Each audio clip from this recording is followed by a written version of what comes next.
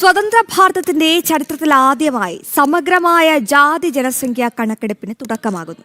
കേന്ദ്ര ഭരണ പ്രദേശങ്ങളിലൊന്നായ ലഡാക്കാണ് ഈ ചരിത്ര ദൗത്യത്തിൽ ആദ്യം ഭാഗമാകുക. ഹിമാലയൻ അതിർത്തി പ്രദേശങ്ങളിലും വടക്കൻ മലയോര മേഖലകളിലും വരാനിരിക്കുന്ന കഠിനമായ ശൈത്യകാലം കണക്കിലെടുത്ത് ഈ മാസം 17 മുതൽ ലഡാക്കിൽ രണ്ടാം ഘട്ട സെൻസസ് ആരംഭിക്കും.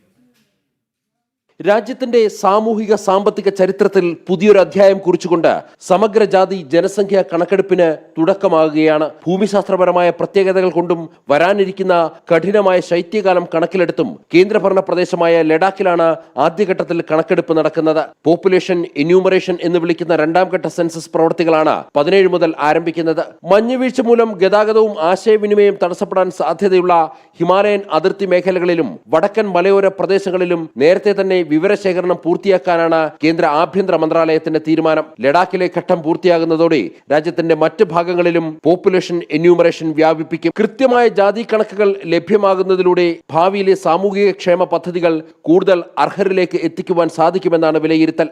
ജനം, ഡൽഹി.